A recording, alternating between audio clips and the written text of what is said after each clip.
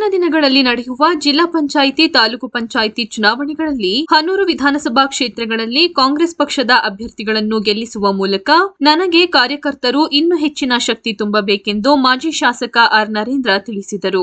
ಪಟ್ಟಣದ ಕಾಂಗ್ರೆಸ್ ಕಚೇರಿಯಲ್ಲಿ ಡಿಸೆಂಬರ್ 5ರಂದು ಹಾಸನದಲ್ಲಿ ನಡೆಯುವ ಸಿದ್ದರಾಮಯ್ಯ ಸ್ವಾಭಿಮಾನಿ ಜನಾಂದೋಲನ ಕಾರ್ಯಕ್ರಮ ಸಂಬಂಧ ಹಮ್ಮಿಕೊಳ್ಳಲಾಗಿದ್ದ ಪೂರ್ವಭಾವಿ ಸಭೆಯಲ್ಲಿ ಅವರು ಮಾತನಾಡಿದರು. ಚುನಾವಣೆಯಲ್ಲಿ ಸೋಲು ಗೆಲುವು ಎಂಬುದು ಸಾಮಾನ್ಯ. ಆದರೆ ಕ್ಷೇತ್ರದ ಸಮಗ್ರ ಅಭಿವೃದ್ಧಿಗೆ ಹಗಲಿರುಳು ಶ್ರಮಿಸಿದ್ದೇನೆ. ನಾನು ಶಾಸಕನಾಗಿದ್ದಾಗ ಕ್ಷೇತ್ರದಲ್ಲಿ ಇಂದಿರಾ, ಏಕಲವ್ಯ, ಮುರಾರ್ಜಿ ವಸತಿ ಶಾಲೆ, ಕೆಎಸ್ಆರ್ಟಿಸಿ ಬಸ್ ನಿಲ್ದಾಣ, ಖಾಸಗಿ ಬಸ್ ನಿಲ್ದಾಣ, ಎಡಕುರಿಯ ಸೇತುವೆ, ಕೆಶಿಪ್ ಅಭಿವೃದ್ಧಿ ಕಾಮಗಾರಿ, ಬಹುಗ್ರಾಮ ಕುಡಿಯುವ ನೀರಿನ ಯೋಜನೆ, ಕೆರೆಗೆ ನೀರು ತುಂಬಿಸುವ ಯೋಜನೆ, ಮಲೆಮಹದೇಶ್ವರ ಬೆಟ್ಟ, ದೊಡ್ಡಿಂದುವಾಡಿ, ಪಾಳ್ಯ ಗ್ರಾಮಗಳಲ್ಲಿ ಹೊಸ ಆಸ್ಪತ್ರೆಗಳ ನಿರ್ಮಾಣಕ್ಕೆ ಅನುದಾನ ಸೇರಿದಂತೆ ಸಾವಿರಾರು ಕೋಟಿ ಅನುದಾನ ತಂದಿದ್ದೇನೆ. ಕ್ಷೇತ್ರದ ಮತದಾರರು ಅಭಿವೃದ್ಧಿಗೆ ಮತ ನೀಡಲಿಲ್ಲ. ವಿವಿಧ ಕಾರಣಾಂತರಗಳಿಂದ ನನಗೆ ಸೋಲಾಗಿದೆ. ಆದರೆ ಮುಂದಿನ ದಿನಗಳಲ್ಲಿ ಸೋಲನ್ನೇ ಗೆಲುವಿನ ಮೆಟ್ಟಿಲನ್ನಾಗಿ ಮಾಡಲು ಕಾರ್ಯಕರ್ತರು ಈಗಾಗಲೇ ಲೋಕಸಭಾ ಚುನಾವಣೆಯಲ್ಲಿ ನನಗೆ ಶಕ್ತಿ ತುಂಬಿದ್ದಾರೆ. ಇದೇ ನಿಟ್ಟಿನಲ್ಲಿ ಮುಂದಿನ ಚುನಾವಣೆಗೆ ಕಾರ್ಯಕರ್ತರು ಈಗಿಂದಲೇ ಸನ್ನದ್ಧರಾಗಬೇಕೆಂದು ಕರೆ ನೀಡಿದರು. ರಾಜ್ಯದ ಮುಖ್ಯಮಂತ್ರಿಯಾಗಿ ಅತ್ಯುತ್ತಮ ಆಡಳಿತ ನೀಡುತ್ತಿರುವ ಹಿಂದುಳಿದ ವರ್ಗದ ನಾಯಕ ಸಿದ್ದರಾಮಯ್ಯ ಅವರಿಗೆ ಕೇಂದ್ರ ಸರ್ಕಾರ ತಮ್ಮ ಅಧೀನ ಸಂಸ್ಥೆಗಳನ್ನು ದುರ್ಬಳಕೆ ಮಾಡಿಕೊಂಡು ಇನ್ನಿಲ್ಲದ ತೊಂದರೆ ನೀಡುತ್ತಿದ್ದಾರೆ. ಇವರಿಗೆ ಶಕ್ತಿ ತುಂಬುವ ನಿಟ್ಟಿನಲ್ಲಿ ಹಾಸನದಲ್ಲಿ ಬೃಹತ್ ಸ್ವಾಭಿಮಾನಿ ಸಮಾವೇಶ ಮಾಡುತ್ತಿದ್ದೇವೆ. ಈ ಸಭೆಗೆ ಹನೂರು ವಿಧಾನಸಭಾ ಕ್ಷೇತ್ರದ ಕಾಂಗ್ರೆಸ್ ಕಾರ್ಯಕರ್ತರು ಹೆಚ್ಚಿನ ಸಂಖ್ಯೆಯಲ್ಲಿ ಭಾಗವಹಿಸುವ ಮೂಲಕ ಸಿದ್ದರಾಮಯ್ಯ ಅವರಿಗೆ ಶಕ್ತಿ ತುಂಬಬೇಕೆಂದು ತಿಳಿಸಿದರು. ಈ ವೇಳೆ ಬ್ಲಾಕ್ ಕಾಂಗ್ರೆಸ್ ಅಧ್ಯಕ್ಷರುಗಳಾದ ಮುಕುಂದ ವರ್ಮಾ, ಈಶ್ವರ್, ಜಿಲ್ಲಾ ಪಂಚಾಯಿತಿ ಮಾಜಿ ಸದಸ್ಯ ಶಿವಕುಮಾರ್, ಪಿಎಸಿಸಿ ಕೃಷಿ ಪತ್ತಿನ ಸಂಘದ ಅಧ್ಯಕ್ಷ ನಟರಾಜು ಸೇರಿದಂತೆ ಇತರರು ಉಪಸ್ಥಿತರಿದ್ದರು.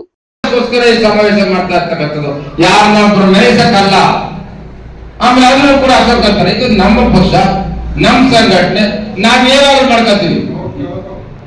ನಮ್ಮೇನ್ ಹೇಳ್ತಾರೆ ಅಶೋಕ್ ಅವರು, ಸಿದ್ದರಾಮಯ್ಯ ಬಲ ತುಂಬೋದಕ್ಕೋಸ್ಕರ ಮೂಢ ಹಗರಣಗಳನ್ನ ಮುಚ್ಚಿಕೊಳ್ಳೋಕ್ಕೋಸ್ಕರ ಏನ್ ಮಾಡ್ತಾರೆ.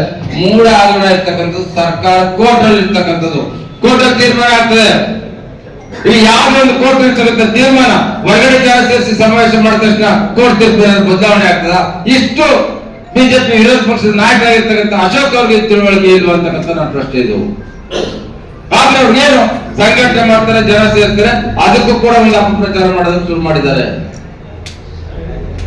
ಬರೀ ಹೊಟ್ಟೆ ಕಿತ್ತು ಇವತ್ತು ನಮ್ಮನ್ನ ಅವ್ರ ಏನು ನೋಡೋದ್ ಬೇಡ, ನಮ್ಮ ಬಗ್ಗೆ ಅವ್ರು ಮಾತಾಡೋದ್ ಬೇಡ. ಅವ್ರ ಪಕ್ಷ ಇರ್ತಕ್ಕಂಥ ಪಕ್ಷ ಏನಿದೆ, ನಾವು 136 ಇದ್ವಿ, ಈಗ ಮತ್ತೆ 2 ಇದ್ದು 138 ಆಗಿದ್ವಿ ನಾವು. ಆದ್ರೆ ಅವ್ರ ಪಕ್ಷ ಇವತ್ತು ಏನಾಗಿದೆ, ಇವತ್ತು ಎತ್ತಾಳೆ ಏನ್ ಮಾತಾಡ್ತಾ ಇದ್ದಾರೆ, ಇವತ್ತು ವಿಜೇಂದ್ರ ಏನ್ ಮಾತಾಡ್ತಾ ಇದ್ದಾರೆ, ಇವತ್ತು ಯಡಿಯೂರಪ್ಪನ ಬಗ್ಗೆ ಎತ್ತಾಳೆ ತರ ಮಾತಾಡ್ತಾ ಇದ್ದಾರೆ, ಇವತ್ತು ರೇಣುಕಾಚಾರ್ಯ ಅವರು ಎತ್ತಾಳೆ ತರ ಮಾತಾಡ್ತಾ ಇದ್ದಾರೆ. ಅವ್ರಿಗೆ 108 ಆಗಿದೆ. ಅವರವರೇ ಇವತ್ತು ದಿವಸ ಕಿತ್ತಾಡ್ತಾ ಇದ್ದಾರೆ. ಅವರೆಲ್ಲ ಒಂದು ಒಗ್ಗಟ್ಟಿಲ್ಲ.